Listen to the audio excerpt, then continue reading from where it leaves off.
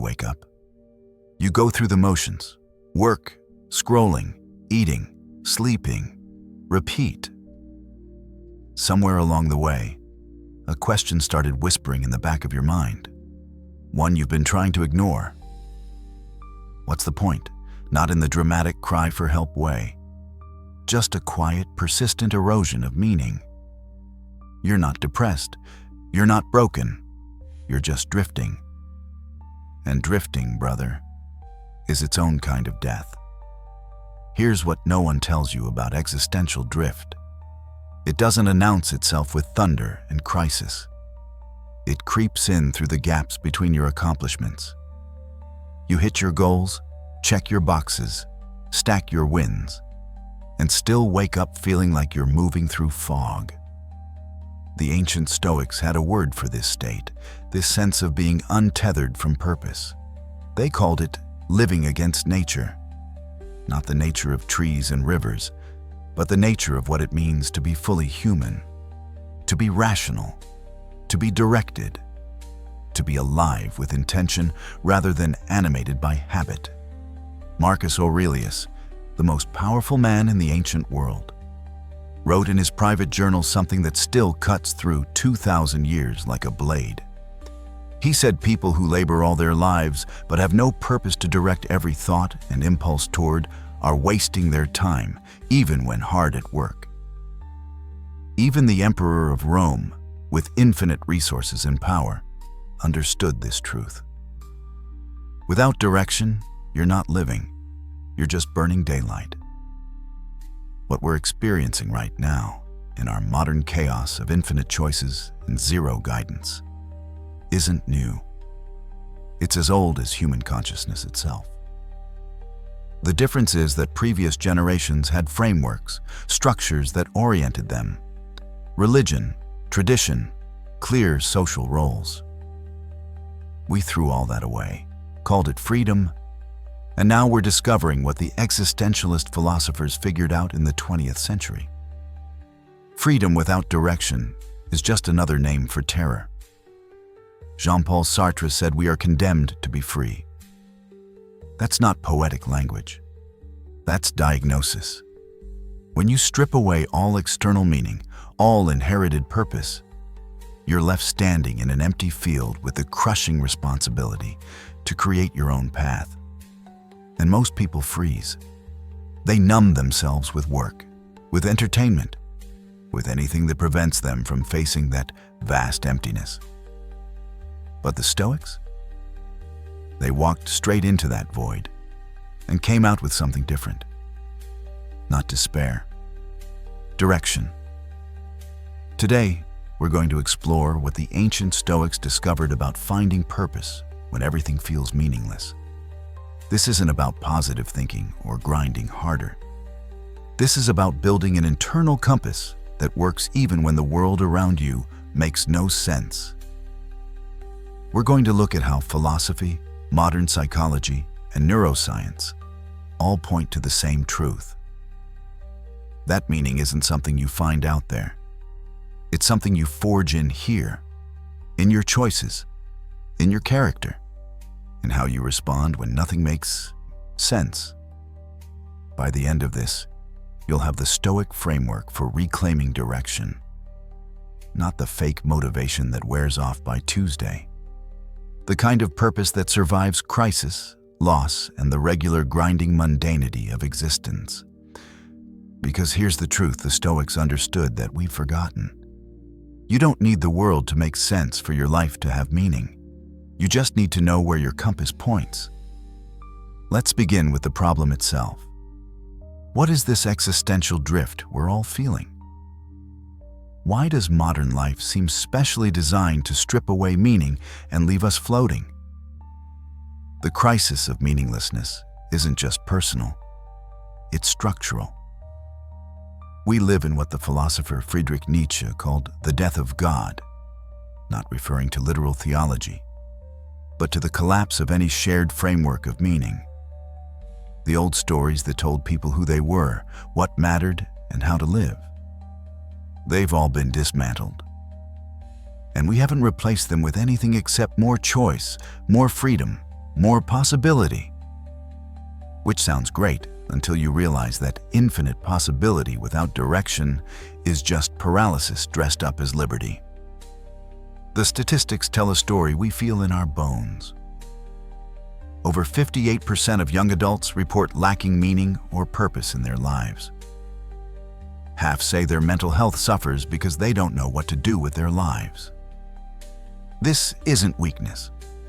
This is the predictable result of a culture that told us to find ourselves without giving us any map for the search.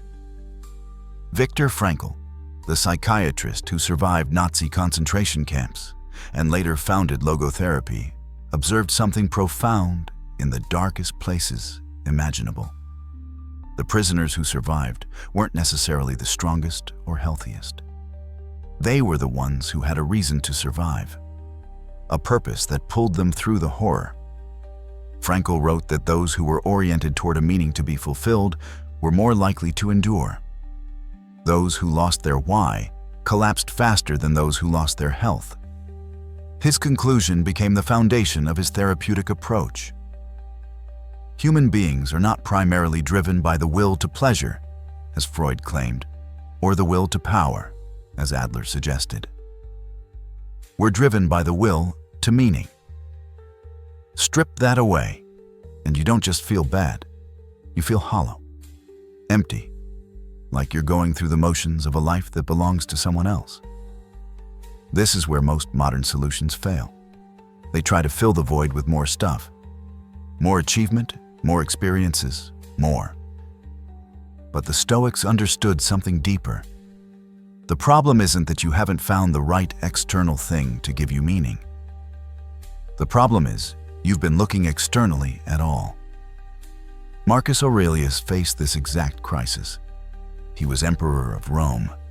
He had everything the world defines as success: power, wealth, legacy.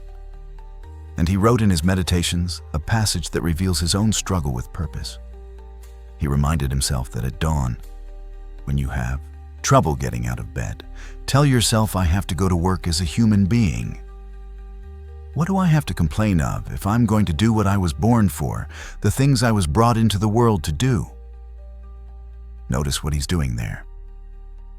He's not deriving purpose from his position as emperor. He's deriving it from his nature as a human being. The Stoics believed we have a function, the way a knife has a function to cut, or an eye has a function to see. Our function as humans is to reason, to choose, to act virtuously. And when we align with that function, we experience what the Greeks called eudaimonia, not happiness in the pleasure sense, but flourishing. The sense of living as you were designed to live. This is fundamentally different from how we usually think about purpose. We think purpose is out there somewhere, waiting to be discovered. The perfect career, the perfect mission, the perfect cause. And we wander through life trying on different purposes, like trying on clothes, hoping something fits. The Stoics say no. Purpose isn't something you find. It's something you create through the quality of your choices and the development of your character. Epictetus, who was born a slave and became one of the most influential philosophers in history, taught his students a framework so simple it fits on a single page. Yet it contains everything you need to build an unshakable sense of direction.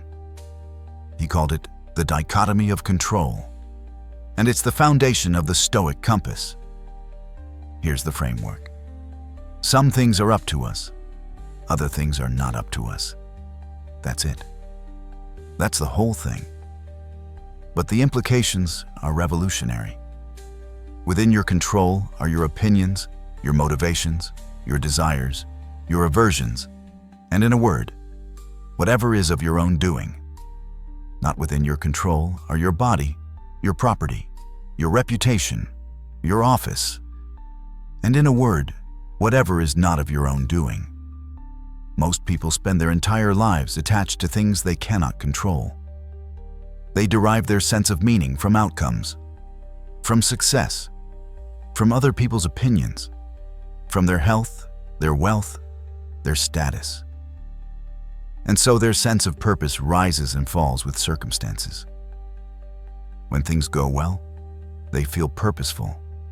When things collapse, as they inevitably do, their meaning collapses with it. The Stoics say this is backwards. Your purpose cannot depend on anything external because external things are not reliable. They change, they break, they disappear. If your meaning is attached to your job, what happens when you lose your job? If your purpose is tied to your relationship, what happens when that relationship ends? If your sense of direction comes from your health, what happens when your body fails you? The only sustainable foundation for meaning is what you can actually control. Your character, your choices, your responses, how you show up moment to moment, regardless of circumstances. This is why Epictetus could be born into slavery, live in chains, suffer a lifelong limp from abuse, and still become a beacon of wisdom. Because his purpose wasn't dependent on his circumstances. It was dependent on something no tyrant could touch: his capacity to choose his response.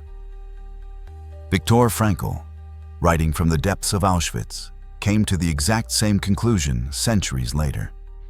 Everything can be taken from a person but one thing, the last of human freedoms: to choose one's attitude in any given set of circumstances. He watched men in the camps face the same horror, but respond differently. Some collapsed into despair. Others found meaning in how they endured. The difference wasn't their circumstances. The difference was their internal orientation. This is the first coordinate of the Stoic compass. Control what you can, release what you cannot, and attach your sense of purpose only to what's in your power, your effort, your intention, your character, not the outcome, not the result, not what other people think or do, just you, your choices, your growth. In practice, this looks like a fundamental shift in how you define success. Success is no longer hitting the target. Success is being the kind of person who aims well, regardless of where the arrow lands. Success is no longer winning. Success is playing the game with virtue, whether you win or lose. Success is no longer external validation. Success is internal integrity. This is liberating in a way most people never experience. Because suddenly, your sense of purpose is not at the mercy of the world. It's grounded in something stable. You, your daily choices, your commitment to living according to principle rather than according to circumstance. But here's the thing. Knowing you should focus on what you control is one thing. Knowing what to actually do with that control is another. That's where the Stoics give us the second part of the compass. The four cardinal virtues: wisdom, courage, justice, temperance. These aren't abstract ideals. They're action categories. They're how you translate the dichotomy of control into lived experience. They're the answer to the question, okay, I control my choices, but which choices should I make? How do I know if I'm living with purpose or just living? Let's start with wisdom. In Stoicism, wisdom doesn't mean knowing a lot of facts. It means understanding what's genuinely good, what's genuinely bad, and what's neither. What the Stoics called indifferent. Most of what we stress about, most of what we attach our meaning to, the Stoics would classify as indifferent. Money, status, comfort, pain. None of these are inherently good or bad. They're neutral. What makes them good or bad is how we use them. Wisdom is the ability to see through the fog of cultural conditioning and your own emotional reactivity to what actually matters. And what actually matters, according to the Stoics, is virtue, character, how you show up. Whether you're just, whether you're courageous, whether you exercise self-control, whether you act with wisdom. Marcus Aurelius wrote that a person's worth is no greater than the worth of their ambitions. If your ambitions are focused on acquiring wealth, status, pleasure, you'll live at the mercy of fortune. If your ambitions are focused on becoming wise, just, courageous, and temperate, you're building something that fortune cannot touch. Wisdom in practice looks like asking before you act. Is this the right thing to do? Not, is this the profitable thing, or the easy thing, or the thing everyone else is doing? Is this right?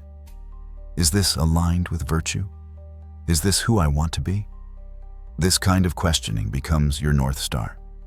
You might not always have perfect answers, but you're oriented correctly. You're asking the questions that lead to meaning, rather than the questions that lead to numbness. Next is courage. And courage doesn't just mean physical bravery.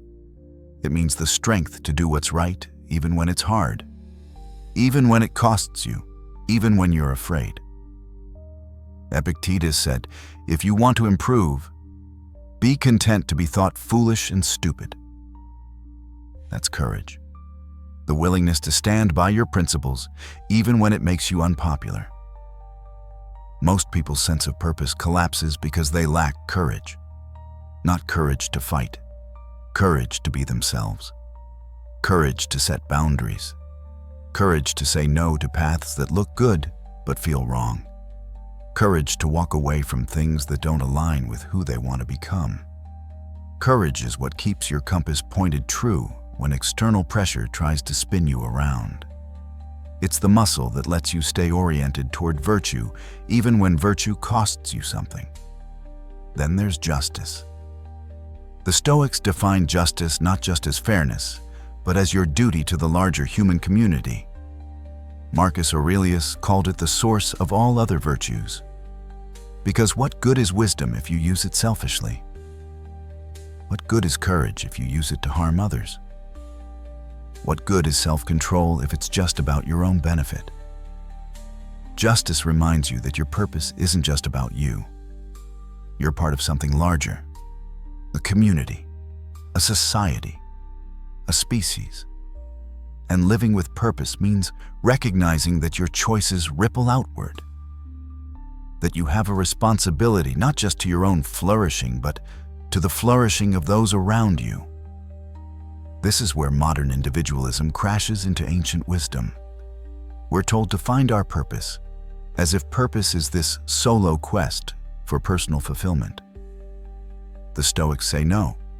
Purpose is inherently social. You find meaning not just in developing yourself, but in contributing to something beyond yourself. In being useful, in being just, in leaving things better than you found them. Finally, temperance, self-control, moderation, the ability to resist impulse and choose what serves your long-term flourishing over what feels good right now. Seneca said, you ask what is the proper limit to a person's wealth. First, having what is essential, and second, having what is enough. Temperance is recognizing that more isn't always better, that the hedonic treadmill leads nowhere, that chasing every desire and avoiding every discomfort doesn't create meaning. It creates addiction. Temperance is the virtue that protects you from the trap of thinking that if you could just get more, have more, achieve more, then you'd finally feel purposeful. The Stoics practiced voluntary discomfort specifically to build this virtue. Seneca would sleep on a hard floor periodically to remind himself that comfort wasn't necessary for flourishing. Marcus Aurelius, despite being emperor, lived simply. They understood that temperance isn't about deprivation. It's about freedom. Freedom from being controlled by your cravings and aversions. When you develop temperance, your sense of purpose stops being dependent on external conditions. You don't need perfect circumstances to feel meaningful. You can find purpose in simplicity, in discipline, in choosing what matters over what's easy. These 4 virtues, wisdom, courage, justice, temperance, they're not separate goals. They're facets of a single thing. Living well. Living with aret, the Greek word for excellence or virtue. And when you organize your life around developing these qualities, something shifts. Purpose stops being this vague thing you're chasing. It becomes what you are. It's not what you do. It's how you do everything. Now here's where it gets practical. Because philosophy is useless if it just stays in your head. The Stoics were obsessed with daily practice, with turning principles into habits, with building the infrastructure for meaning into your routine. Start with morning reflection. Before you engage with the world, engage with yourself. Marcus Aurelius did this every morning. He'd remind himself of the principles he wanted to live by that day. He'd visualize the challenges ahead and how he wanted to respond. He'd ask himself, what virtue do I need most today? You can do the same. 5 minutes, that's all. Ask yourself, what's in my control today? What virtue do I need to focus on? How do I want to show up? This isn't affirmations. This is strategic preparation. You're setting your internal compass before the day tries to spin you around. Then practice the dichotomy of control actively. When something bothers you during the day, stop. Ask yourself, is this in my control? If yes, what action can I take? If no, how can I change my attitude toward it? This one practice, done consistently, will transform your relationship with stress and uncertainty. Keep a philosophical journal, not a diary of events, a journal of choices. Seneca did this every evening. He'd review his day and ask himself, what did I do well? Where did I fall short? How can I improve tomorrow? This isn't self-flagellation. This is the practice of wisdom. You're training yourself to learn from experience instead of just accumulating experience. Visualize adversity. The Stoics called this premeditatio malorum, the premeditation of evils. It sounds dark, but it's incredibly practical. Spend time imagining things going wrong, losing your job, losing your health, losing people you love. Not to be morbid, but to prepare yourself. To remember that none of these external things are where your purpose lives. Your purpose lives in how you respond. Frankl did this in the concentration camps. He'd visualize himself after liberation, giving lectures about what he'd learned. That future vision gave him purpose, even when his present was hell. You can do the same, not just imagining problems, but imagining yourself responding to those problems with virtue.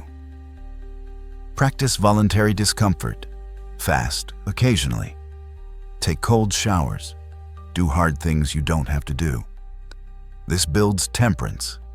It reminds you that you can endure more than you think, that your sense of purpose doesn't require constant comfort. Some of the most meaningful moments in life come through challenge, not despite it. Serve others without expectation. Justice isn't just abstract fairness, it's concrete action. Find ways to contribute, to help, to be useful. Not for recognition or reward, but because it's what a good person does. This is how you expand your sense of purpose beyond yourself. And here's something the ancient Stoics couldn't do, but you can. Read Stoic philosophy daily. Marcus Aurelius, Seneca, Epictetus. These aren't dusty academic texts. They're field manuals for living. 10 minutes a day with these voices will recalibrate your thinking faster than any self-help book. Now, you might be thinking, this all sounds good philosophically, but does it actually work? Is there any evidence that this Stoic approach to purpose actually creates well-being? Here's where ancient wisdom meets modern science, and the results are remarkable. Research published in multiple peer-reviewed journals shows that having a clear sense of purpose in life is associated with a staggering array of benefits. Lower rates of depression and anxiety, greater resilience after trauma, lower stress levels across all demographics, better cardiovascular health, stronger immune function, even increased longevity. One study followed over 43,000 Japanese adults for 7 years. Those who reported having ikigai, the Japanese concept of purpose in life, were significantly more likely to be alive at the end of the study period. Not slightly more likely.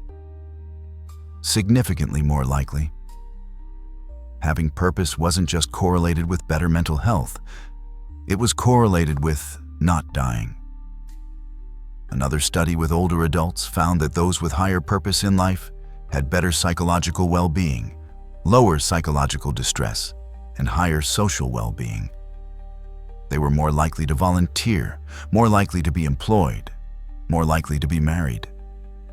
Purpose didn't just make them feel better, it made them engage with life more fully. The neuroscience backs this up. Purpose activates specific neural pathways associated with meaning-making and long-term goal orientation. People with strong purpose show enhanced ability to emotionally recover from negative stimuli. They handle daily stressors better. They make healthier decisions with less internal conflict. Their brains literally work differently.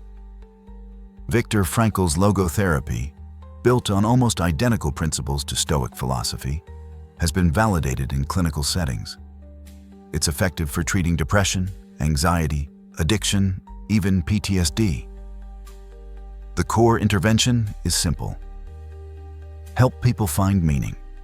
Not give them meaning. Find it. Through their values, through their choices, through reframing suffering as an opportunity for growth. This aligns perfectly with what the Stoics taught 2,000 years ago. Purpose isn't found in circumstances. It's found in your response to circumstances.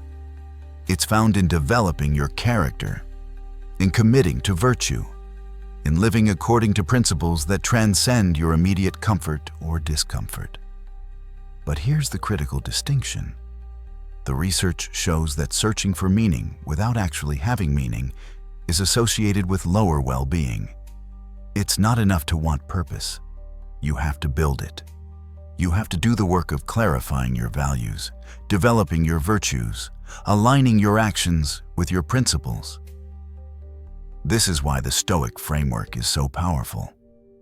It doesn't tell you to go find your purpose somewhere out in the world. It tells you to build your purpose through daily practice, through discipline, through the cultivation of wisdom, courage, justice, and temperance. Purpose isn't a destination, it's a direction, and the direction is always the same. Toward virtue, toward character, toward becoming who you're capable of becoming. Modern psychology has also validated the Stoic dichotomy of control. Research during Stoic Week, where over 2,000 participants practiced Stoic exercises for a week, showed significant improvements. Both controlling the controllables and letting go of things outside their control had strong positive correlations with flourishing, life satisfaction, and emotional balance. Cognitive behavioral therapy, one of the most evidence-based forms of psychotherapy, is directly based on Stoic principles. The core insight that our disturbance comes not from events, but from our judgments about events. That's Epictetus. Modern therapists are using ancient philosophy because it works. Here's what all of this research confirms. The Stoics weren't just making stuff up. They were describing something real about human psychology. We need purpose. We need direction. We need to feel like our lives matter. And the most reliable way to create that feeling isn't to chase external goals or perfect circumstances. It's to commit to internal development, to virtue, to character, to living according to principles that survive when everything else falls apart. So where does this leave you? Right now, reading this, feeling that drift, that quiet erosion of meaning that brought you here. Here's the truth. You're not. You're going to wake up tomorrow with perfect clarity and unshakable purpose. That's not how this works. Purpose isn't a lightning bolt. It's a practice. It's built minute by minute, choice by choice, day by day.